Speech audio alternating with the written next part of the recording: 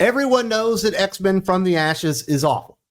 The critics hate it, the fans are abandoning it, and even Marvel Comics are canceling books less than 1 year into the big initiative. But the June 2025 sales numbers reveal something that even we couldn't have predicted. The franchise isn't just failing, it's a complete freefall. The numbers are so catastrophic, it makes Marvel's worst failures look like bestsellers. Note, these sales rankings are from Comics Hub, which tracks point of sales data from about 120 shops nationwide. It's not the full market, but it's one of the clearest indicators of what's actually selling and what's actually just collecting dust on shelves. Now let me show you just how bad it's gotten and why Tom Brevoort's grand X-Men relaunch is going down as one of the biggest failures in the history of comic books. The X-Men are Marvel's heavyweight franchise, the team with sales Avengers and Justice League could only dream of.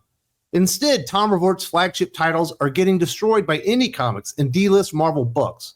Out of 25 X-Men titles in the June sales charts, only one cracked the top 10. Ultimate Wolverine number 6 at number 6. And it's an Ultimate Universe book, not a From the Ashes title.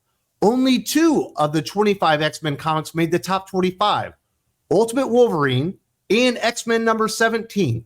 The supposed crown jewel, Uncanny X-Men, limped in at 38? That's embarrassing for a flagship title.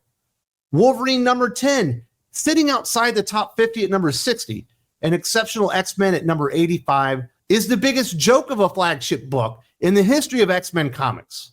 Gail Simone's Uncanny X-Men really does represent everything wrong with modern comic books. Doc and I just talked about it yesterday on the channel. This weird, incoherent horror story that's really just there to provide social commentary every single page. And it's clear that Gail Simone spends more time on Twitter and Blue Sky arguing with trolls than actually writing her comic books, and these sales absolutely show that every single month. I read a description of Saladin Ahmed's Wolverine, and this is what they said: confident writing that plays like a classic Wolverine story in the woods, i.e., boring and predictable. Exceptional X-Men was labeled as the third flagship by Tom Brevoort when they relaunched From the Ashes. It's literally being outsold by Jeff the Land Shark these days. And the only reason Exceptional X-Men hasn't been canceled like NYX and X Factor and a host of other books already is because Tom Brevoort and company aren't ready to eat crow and admit they made a massive mistake thinking this would actually connect with X-Men fans. This performance is financially unstable for what should be Marvel's premier franchise. These numbers would get any other franchise in comic books shut down immediately. But if you think the flagship titles are doing bad, wait till you see what's happening with the rest of the line. Tom Brevoort had a brilliant plan. Split the X-Men into solo female-led titles because girl bosses sell, apparently. The results speak for themselves. It's the biggest commercial miscalculation in recent X-Men history. Even Milestone Celebration comics are bombing left and right. Giant-size Age of Apocalypse was supposed to be easy money, a celebration of giant-size X-Men #1 and Age of Apocalypse, but it didn't even crack the top 25. Hellfire Vigil #1 debuted at 57, rebranding the failed Hellfire Gala from the Krakoa era that fans already rejected. The female-led solo disasters tell the real story. Emma Frost managed to come in at number 36 on a #1 issue. Magic barely scraped in at number 44. Storm hit number 79. Psylocke and Laura Kinney both barely came in the top 100. And then Phoenix brought up the rear at number 113. And Marvel's Kamala Khan problem is literally everywhere. It's destroying movies, it's destroying TV shows, it's destroying comic books. Marvel decided to make her the sole focus of their 40th anniversary celebration of giant-size X-Men #1, and fans still don't care. Kamala Khan puts 0 asses in seats. Hellfire Vigil proves Marvel learned nothing from the Krakoa era, and that they still don't want to move past it. They're literally recycling the same failed concepts from a failed era that fans already rejected, but they refuse to give up on. There are only 3 X-Men characters in the history of the franchise that can carry a solo book: Wolverine, Deadpool, and Cable. And now I question whether even Cable and Deadpool could do that anymore. They've done so much long-term damage, not just to the franchise, but to the characters. Brevoort's female empowerment strategy Having 7 female-led solos bomb simultaneously is unprecedented in size and failure. You can't have that many titles and that many characters fail at the exact same time. If Tom Brevoort had looked at the history of X-Men, he would have known this is a terrible idea from the start. Storm limping in at number 79 is particularly embarrassing. She has been a core foundational member of the X-Men for over 40 years and can't even crack the top 50 comic sales in 2025. Phoenix being outside the top 100 is a cosmic level disaster. The Phoenix Force has been an enormous selling point in Marvel Comics and X-Men comics for decades at this point.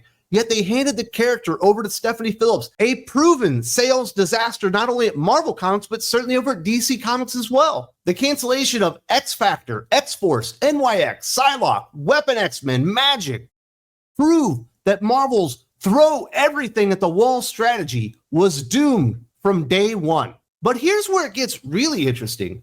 The fans have been telling Marvel exactly what they think, and it's not pretty. The Reddit discussion boards and social media reports from comic shop owners tells the real story that Marvel doesn't want you to hear. This isn't just about disappointing sales numbers. It's about a complete disconnect between what Marvel thinks fans want and what they actually buy. Local comic shops are treating X-Men books like toxic waste, and the fan community has reached a breaking point. There are comic shop employees out there on social media just flat out saying, plain as day, not trying to be nice about it, X-Men books sell terribly now. One even stating that they're selling more local indie comic books than they are X-Men comic books. Let that sink in. That is not supposed to happen. X-Men is a heavyweight franchise, and local indie talent is making a bigger impact in some of these markets. Smart retailers are deliberately no longer ordering shelf copies of X-Men comic books because they know they won't sell. The books are literally toxic to their business, and I've been hearing different versions of that particular story for months now from different retailers across America. Multiple comic book shops out there report that X-Men titles are just piling up and nobody's buying them, basically infesting their dollar bin boxes where people won't buy them there either, and they'll literally never make their money back on X-Men comic books in 2025. The Reddit X-Men community, the most die-hard, chilly, weird people in the entire comic book fandom, are in a complete meltdown, with even die-hard supporters of the Krakoan era calling the books directionless and politically driven instead of character-focused, awesome stories. Fans are specifically calling out the social commentary problem. They want X-Men stories, not lectures about current events, and that is infesting almost every single title throughout the X-Men line, with the exception of probably Wolverine and the regular X-Men title. Even variant cover collectors, the most dedicated buyers who will literally buy anything as long as it has their favorite artist on the cover, are dropping X-Men titles in mass. The books that are selling, like Ultimate Wolverine, succeed because they actually feel like X-Men comic books, which is really strange because Ultimate Wolverine is in the Ultimate Universe. It's not even in the 616, but it doesn't feel like a manifesto. It feels like an actual story you're supposed to read. Comic shop owners are finding success by avoiding X-Men books entirely. When retailers make money by not ordering and selling your product, your franchise is essentially dead. The disconnect between Marvel's editorial vision for X-Men and fan demand has never been more obvious than it is today. The numbers don't lie, and neither do the fans. Tom Brevoort's X-Men From the Ashes isn't just failing, it's torching one of the most valuable comic book franchises in the world. When your flagship Uncanny X-Men title is struggling to crack the top 40, when retailers refuse to order your books, and when you're canceling half a dozen comics less than a year into the relaunch, you're not dealing with a bad quarter. You're dealing with a complete creative and commercial collapse. Marvel can blame the fans all they want, but the sales prove what we've been saying all along. We're not the problem. We're the solution, yet they refuse to listen to us. Let me know in the comment section if you've seen this disaster coming from day one, or if these sales numbers shocked even you. And don't forget to check out my previous video breaking down exactly why X-Men from the Ashes has critics and fans in complete agreement. It completely sucks. Link in the video description, button right here. And remember, the fans weren't wrong. Marvel was.